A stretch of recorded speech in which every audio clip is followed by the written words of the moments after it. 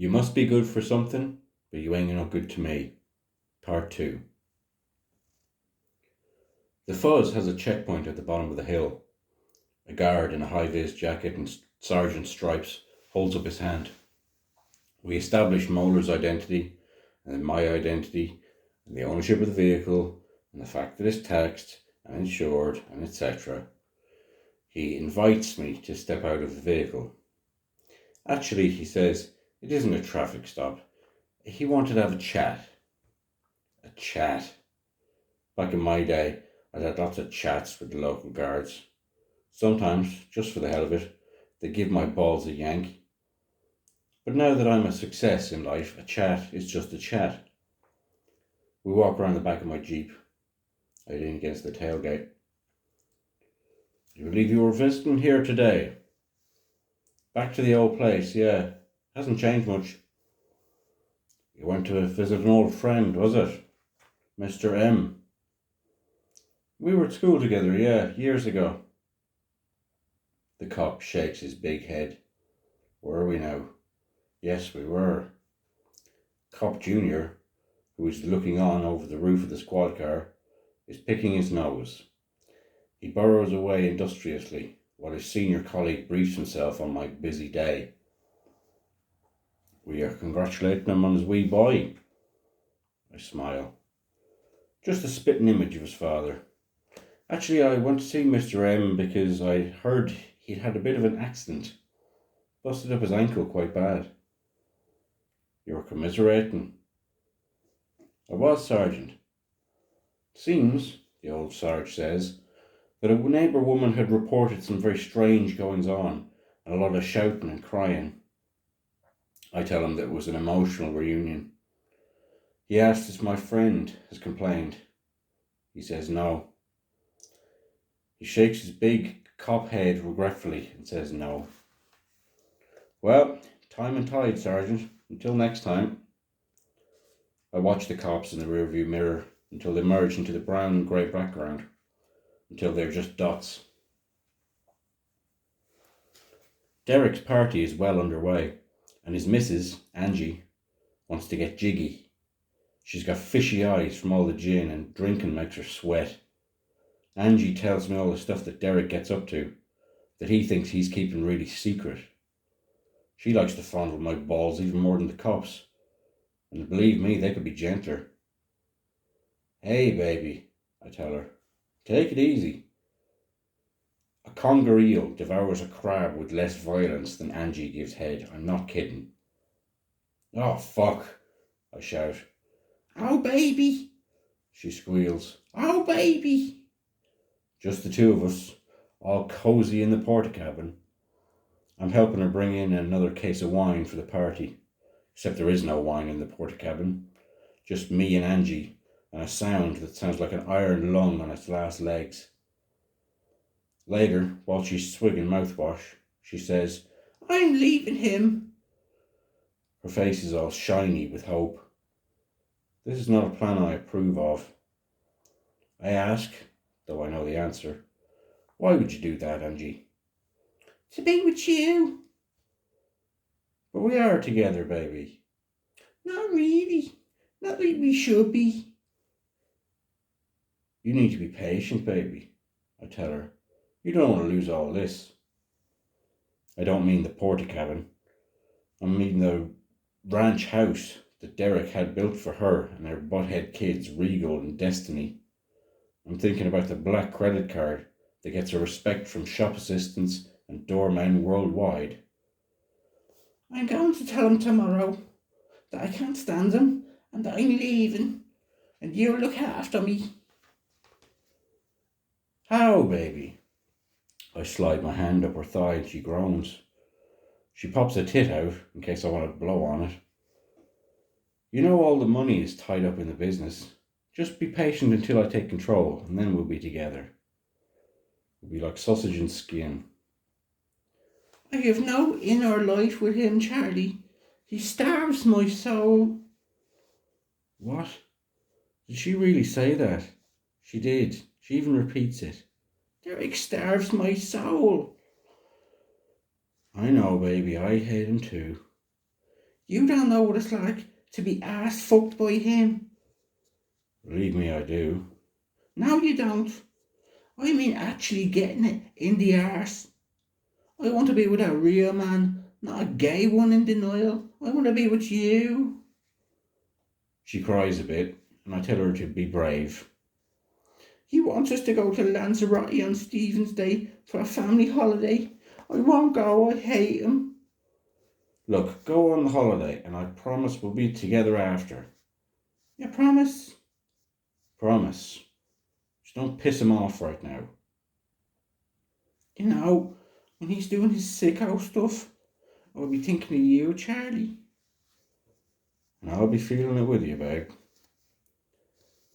We go back to the house, and Angie goes upstairs to change and put her face back on. Molar knows that I've been giving my partner's wife something to chew over. It worries him. You know, you don't think things out so well sometimes. I can't control my urges, Molar. But if you want to help me, introduce me to your wife's friend, Margareta. Margareta works in the local Lidl.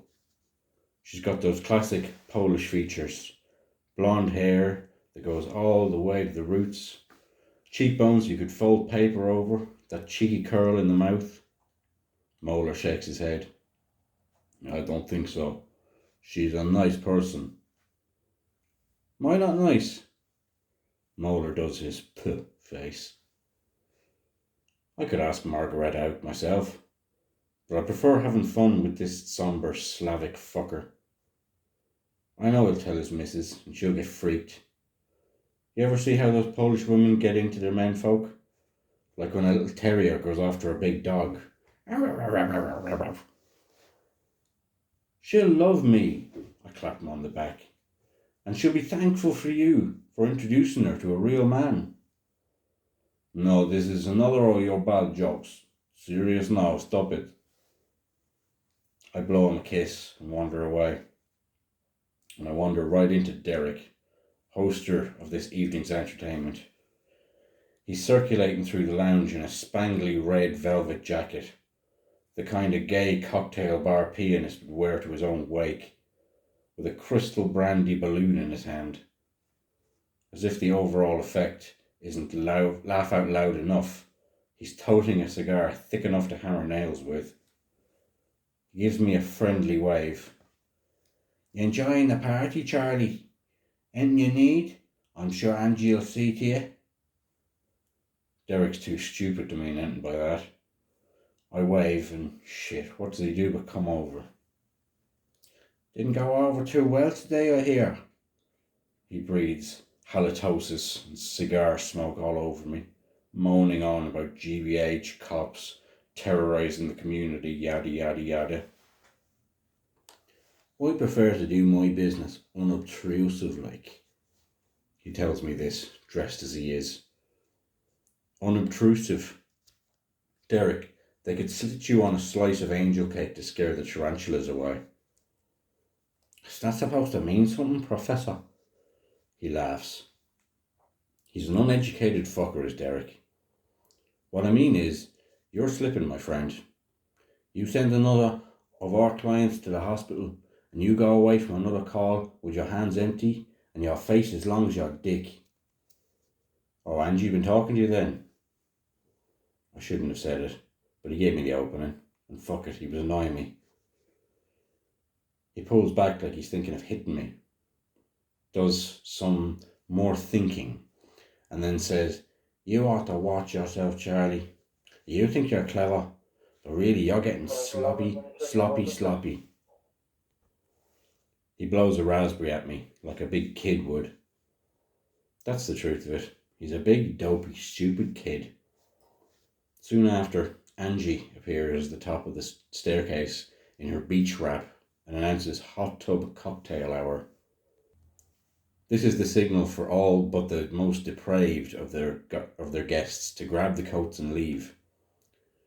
Not that I don't like a bit of water sports now and again, but I have stuff to do tomorrow.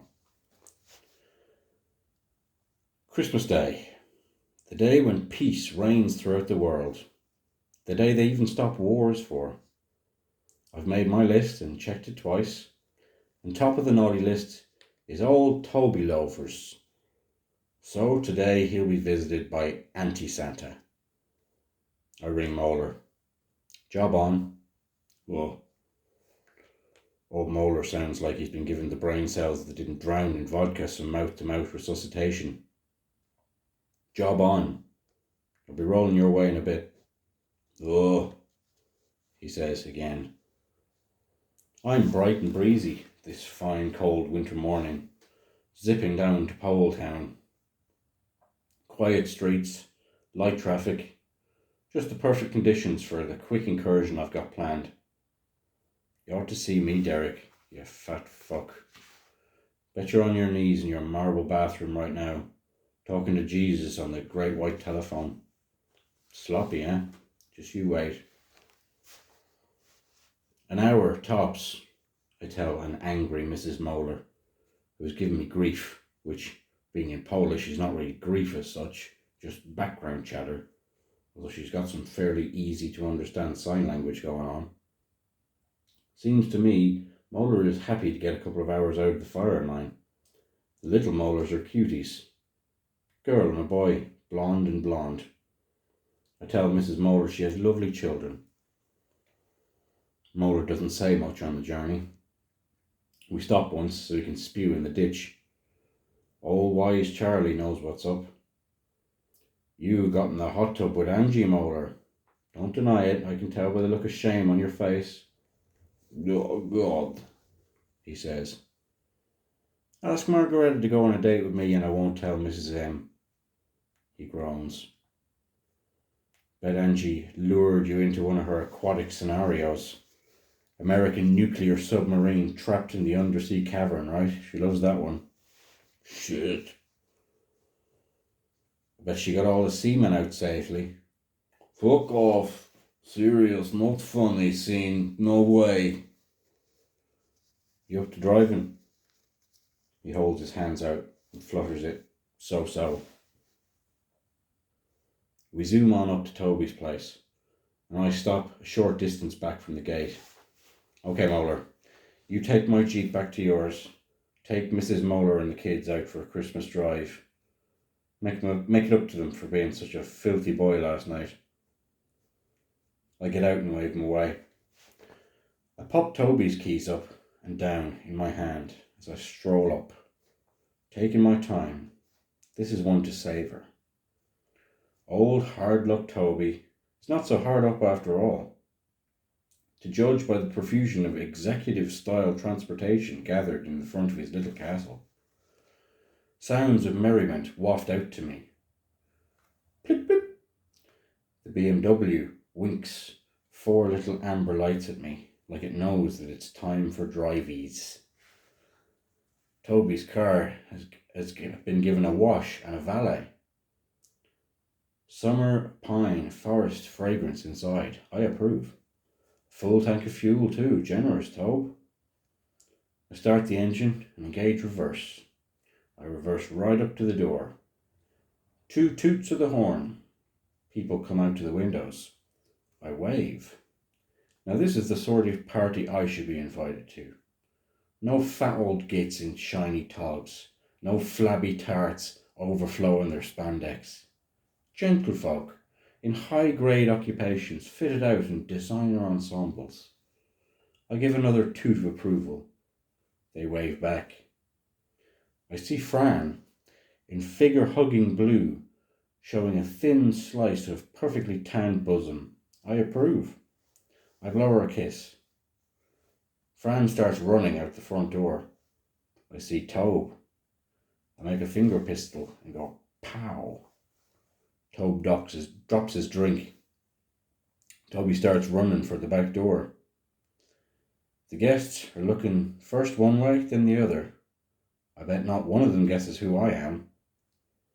The front door opens and out comes Fran, waving her pretty little fist, jangling her bracelets and shouting her disapproval of my crashing the Christmas shindig.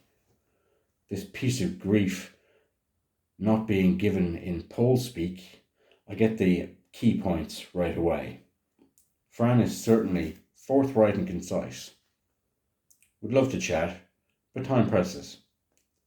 The silky 200 brake horsepower BMW overhead cam power plant engine eases me smoothly away. Fran hitches up her skirt and does a pretty good job of keeping up over the first 10 metres or so. Fabulous legs, I must say. Everything about her is class, class, class. People cluster at the window, looking on, mouths open. What an intriguing talking point I've provided for dessert time. This will have them queuing for invites to next year's Yuletide at Toby's. I soon catch up on Toby, who's herring off down the hill. I give a friendly toot toot and he dives into a drain. There's a gift-wrapped bottle of brandy in the glove compartment, which is really too much. So sweet and unexpected. A little bit of me hopes that when Molar comes calling tomorrow, Toby will have the cash on hand. Derek is waiting outside my gaff when I pull up in the Beamer. Fran seems to have gone all the way to the top of the organisation with her little customer service complaint. I'm surprised that a gangster like Derek is in her contact list, but those posh birds do like a bit of rough. Fran is also a cheeky little liar. It's not her car, it's his. I show Derek the registration, which Toad keeps in the glove box, with the insurance cert, along with a box of strepsils and 3 ridged pack of condoms. Somehow I don't see Fran as a French tickler sort of girl, but lately I've been wrong about a lot of things. She says she got the money and she wants me to bring the car back right now. She doesn't, unless she's taken up a collection at the Christmas party. Come on, Charlie, be nice. He holds his hands out. Having gone to the trouble of getting the car, a part of me feels like arguing. But another part of me is saying it's about time that the fat fucker did some actual on-the-street business. And I quite like the image of Fran giving Fat Derek an uppercut with her diamond-encrusted fists when he tries to take the car away again. He doesn't ask me to tag along. He's either supremely confident or supremely deluded. I swap the BMW keys for those of his car and I tell him I'll see him on Monday. Stephen's Day, I go for the races. Come out about even, which is not a bad day for being at the track. Not a tinkle on the phone from dawn to dusk, which is even better. Not Derek with more orders. Not Molar with some stupid work query. Not Angie with her need for affection. Every day should be like this. Monday rolls around, and guess what? There's Tobe's BMW, sitting in the yard by the porta-cabin. Derek left a voicemail that he and Angie have gone to the Canaries for some quality family time. I think about ringing his mobile and teasing him about Tobe and Fran, with whom I now have a pressing appointment. You won't I come too? Molar asks. No way, Jose. This victory is mine to savour alone. No need. In the unlikely event Tobe has the money, he can give me a lift back. You won't I get your tools from the Jeep? No, I think I've got this covered. You're not going to hit them, right? It's amazing how little this guy knows about the class system. I guess it's only lately that these former commie countries have gotten theirs back up and running. They're learning again that the poor are like children. To get to them, to do what you want, you have to smack them. A middle-class boy like Toby, on the other hand, only needs to be asked. You have to be insistent, of course, but in a nice way. As I'm driving over, I can't help thinking about Fran and Tobe's little party that I gate-crashed. If I find out that they paid cash up front for the canapes and the champagne, then I really will be miffed. Because that means that when he and Fran were giving me the runaround on Christmas Eve, they actually had my money. Naughty, naughty. I never get to ask them about this, because who should be waiting for me at the top of the hill but good old Sergeant High-Vis and his sidekick, Cop Jr. Chest pushed out and right hands held up to stop me. I heard you were coming back again, the old copper says. You can't seem to get enough of us. I've been away so long, and I can't sure stay away now, can I say, keeping the mood light. This is not your car, Charlie. Top detection there, Sarge. It's a loaner. I got stuck at Toby's Christmas Day party, and he saw me right for a ride home. Did me a real favour. He's a proper gent, is our Toby. Well now, Charlie, says the copper. It's Toby that's asked us to keep an eye out for you. He's worried that you might represent a danger to him. Oh? People say you're inclined to swing a sledge when there's... Oh, shit. People say you're inclined to swing a sledge around when there's no demolition to be done. Someone is lying to the police. Isn't that an offence? You wouldn't mind if I take a look in the boot there, just to make sure that the only tools back there are the ones that came with the car? Cops do comedy. That's a reality show just waiting to happen. Knock yourself out, I tell him. So he pops the trunk, but I don't hear him have a rummage. A minute later, Cop Junior is asking me to step out of the car and to come around to the back with them. Old Derek, the skinflint, hasn't taken Angie to Canaries with him at all. Angie usually has a lot to say for herself, but just this moment, it looks like I'll have to explain to the cops how it is that she's gotten herself all tied up and dead and riding around with me in a borrowed car. An industrious Cop Junior finds another friend of mine is keeping Angie company. Mr. Sledge, way in the back and out of sight under a travel rug, and all bloody too, like Angie.